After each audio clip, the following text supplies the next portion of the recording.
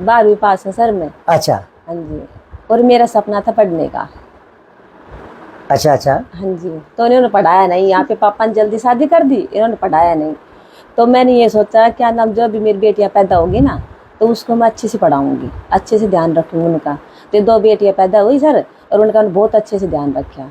तो मैं अपना आप को देखने लग गई इसमें। जैसे मैं तो पढ़ी नहीं, इन्होंने पढ़ाया नहीं, बहुत मन था सर मेरे पढ़ने का, लेकिन पढ़ाया नहीं इन्होंने। तो मैं यही सोच रखा था बेटियों को, जैसे मन में जो मेरी उमंग धीरे धीरे धीरे धीरे जैसे पढ़ती रही ना अंदर से, वो अंदर की पूरी मतलब वो बाहर निकल कर, और जैसे मेरा सपना पूरा साकार हो गया, मतलब जैसे सोच रखा था दिन में दिल कमाए अपने, वैसा मतलब वो हो गया सर। फर्स्ट अटेम्प्ट में क्लियर हो गया, तो मतलब मेरे को बहुत ज्यादा अच्छा लग रहा है कि मेरे को ज्यादा मतलब ड्रॉप लेने की भी जरूरत नहीं पड़ी और मेरा इतने अच्छे इंस्टीट्यूट में नंबर आ गया। बच्चों को क्या कहना चाहिए, कैसे तैयारी करें? जितना भी है हार्ड वर्क करें, वो अपनी तरफ से पूरी अपना बेस्ट दे, हमेशा उनको अपना बेस्ट देना चाहिए। और मतलब तैयारी में ये ना करे कि सिर्फ 5 घंटे के लिए वो बैठ गए हैं लेकिन वो बीच बीच में मोबाइल का यूज कर रहे हैं। थोड़ा मोबाइल का यूज बहुत ज्यादा कम करना चाहिए हमें इसमें, क्योंकि बहुत ज्यादा डिस्ट्रैक्शंस हो जाती हैं, कभी किसी का मैसेज आ रहा है, कभी किसी का आ रहा है, तो मोबाइल को थोड़ा दूर रखना चाहिए पढ़ते समय पहले।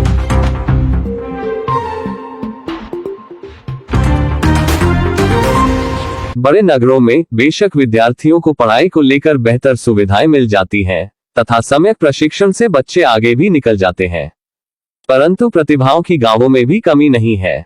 गांवों के अनेक बच्चे नगरों के समान समुचित सुविधाओं के अभाव में भी वह कर दिखाते हैं जिन्हें करना कई बार शहरी बच्चों के लिए भी संभव नहीं हो पाता है। कुछ ऐसा ही कर दिखाया है पटौदी के गांव खोट की अनुसूचित वर्ग के परिवार में जन्मी प्रेरणा ने, जिसने बिना कोई ब्रेक लिए तथा बिना कोई कोचिंग लिए आईआईटी जेईई की परीक्षा उत्तीर्ण की और अब उनका दाखिला आईआईटी रोपड़ में कंप्यूटर साइंस में हो गया है। यही नहीं, इस छात्रा ने एनडीए की भी लिखित परीक्षा उत्तीर्ण कर ली थी, परंतु अपनी शारीरिक कद काठी आदि को देखते हुए वह साक्षात्कार देने नहीं गई। प्रेरणा की इस शानदार उपलब्धि से गांव में खुशी की लहर है। बुधवार को इस छात्रा को समारोह पूर्वक सम्मानित किया गया तथा ग्रामीणों ने उनका पगड़ी बांधकर सम्मान किया। हम आपको इस आयोजन की कुछ झलकियां तो दिखाएंगे ही, साथ ही बेटी प्रेरणा, उसकी माता शर्मिला तथा पिता धर्मवीर से हुई बातचीत के अंश भी सुनवाएंगे। परंतु यहाँ हम ये भी बताते चले कि प्रेरणा ने 10वीं कक्षा तक की पढ़ाई गांव के केशव विद्या विहार स्कूल में की, तब भी वह अपनी कक्षा में प्रथम आती रही।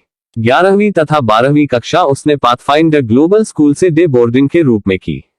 विद्यालय के अध्यापकों से मिले निर्देश के आधार पर जी तोड़ मेहनत कर उसने ये मुकाम हासिल कर लिया और एक नया इतिहास रचा। इससे पूर्व प्रेरणा के पिता ने भी अपने समय में एक इतिहास रचा था। उसके पिता धर्मवीर आर्थिक रूप से कमजोर वर्ग के परिवार में जन्मे थे, परंतु निस्वार्थ समाज सेवा की भावना उनमें प्रारंभ से ही कूट कूट कर भरी हुई थी। इसलिए बीए में पढ़ाई करते हुए ही उन्होंने पहले प्रौढ़ शिक्षा में अपना नाम कमाया तथा गांव के अनेकों बुजुर्गों को साक्षर किया। फिर अन्य विद्यार्थियों को निःशुल्क कोचिंग दी। बाद में वे दिल्ली में मास्टर लग गए तथा वहां भी ईमानदारी से अपना दायित्व निभाया। ईश्वर ने भी उनकी समाज सेवा का फल उन्हें इसी जन्म में दे दिया है। उनकी बेटी का आईआईटी में दाखिला ही गया है। इसलिए कहा जाता है कि निस्वार्थ भाव से किए गए सत्कर्म हमेशा उत्तम फलदायी होते हैं। यह इस मामले में चरितार्थ भी हुआ है। आइए अब हम आपको दिखाते हैं इस आयोजन की कुछ झलकियां और सुनवाएंगे कि प्रेरणा तथा उसके माता पिता ने क्या कहा। प्रेरणा, आपका आईआईटी रोपड़ में एडमिशन हुआ है? हाँ जी। तो कैसा लग रहा है आपको? काफी अच्छा लग रहा है कि इतने बड़े इंस्टीट्यूट में मैं बीटेक करने वाली हूँ।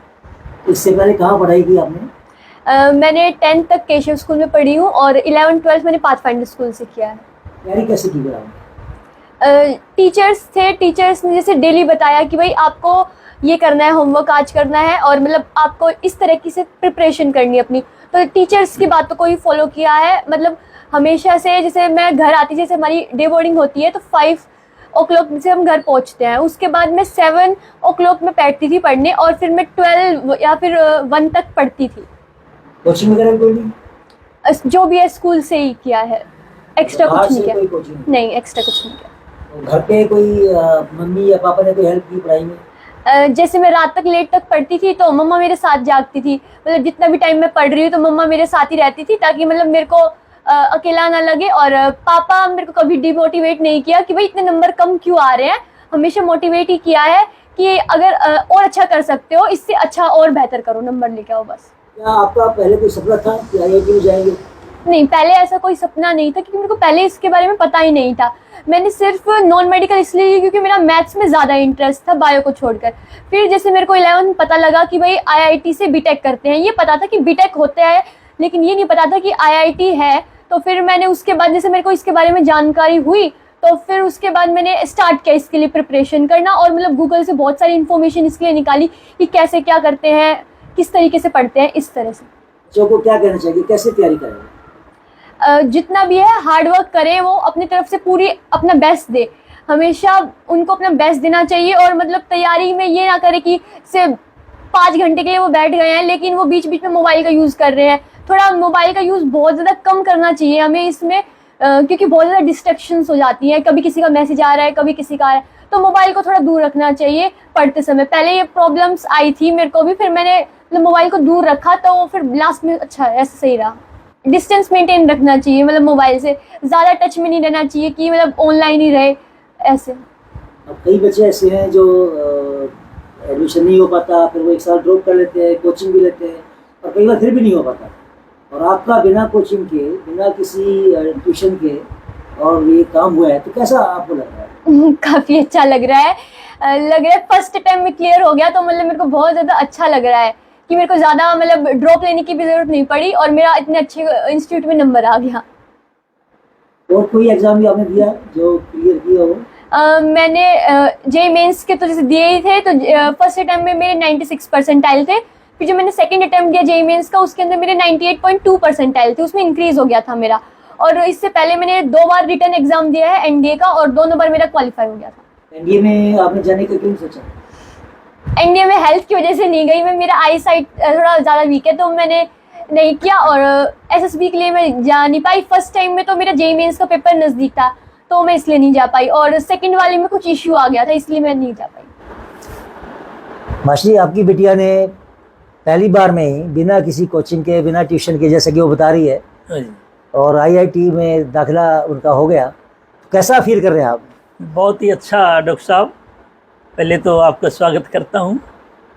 और मेरी बेटी प्रेरणा, जिसने बिना किसी कोचिंग के, देखिए सबसे बड़ी बात यह है कि बहुत से बच्चे कोचिंग लेते हैं, साल 2-2 साल गैप भी रखते हैं और उसके बावजूद भी नहीं हो पाता है। लेकिन बेटी प्रेरणा ने अपने अथक प्रयासों से स्कूल में जो टीचर्स काम कराते थे, केवल उसी के बल पर इतनी मेहनत करके ये मुकाम हासिल किया है।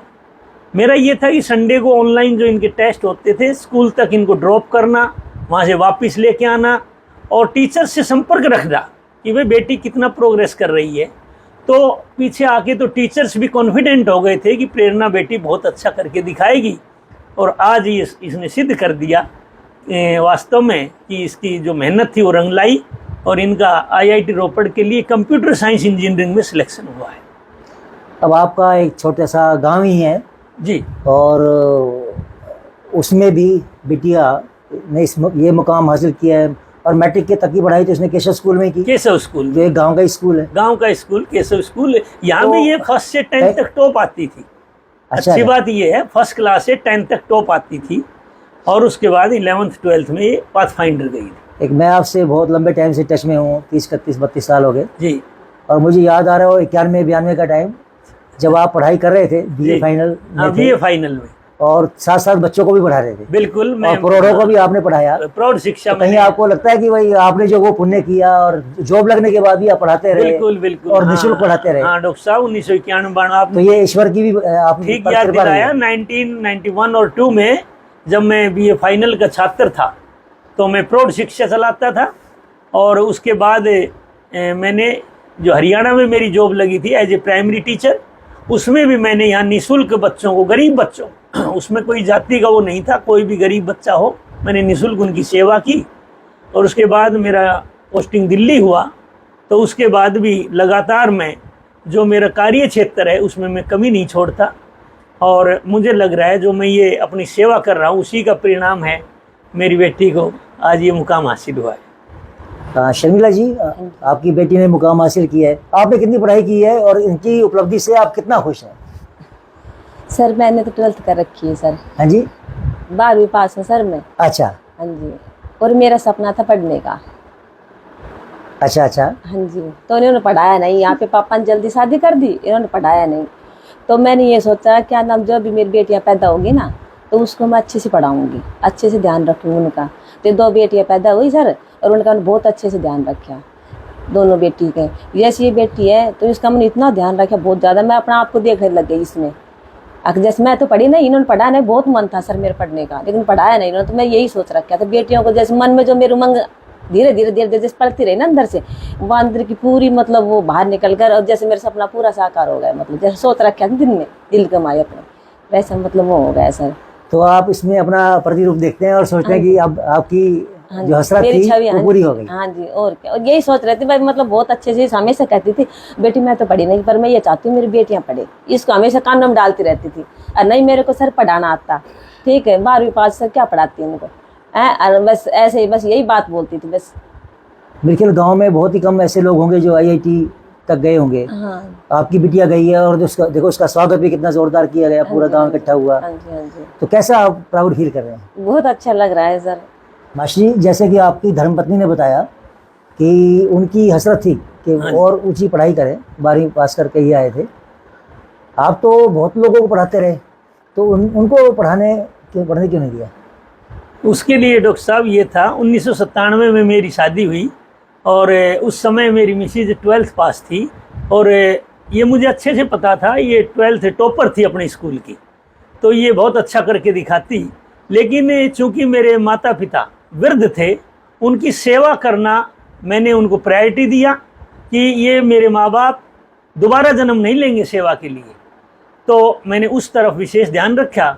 और उसके बाद बच्चे पैदा हुए, इनके लालन पालन में इनकी मम्मी का ही बड़ा योगदान है, क्योंकि मेरी सर्विस दिल्ली की है, मैं सुबह जाके शाम को वापस आता हूँ।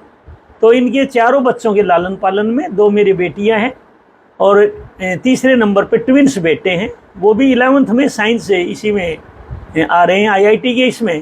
तो इसमें इनके लालन पालन में इनकी मम्मी का सबसे बड़ा हाथ है, और आज ये मुकाम हासिल कर गई हमारी बेटी, IIT में रोपड़ के लिए सिलेक्ट हुई है, तो मैं श्रेय इन्हीं को देता हूँ। अच्छा, आप तो टीचर हैं, क्या आपने भी कोई हेल्प की बिटिया की पढ़ाने में?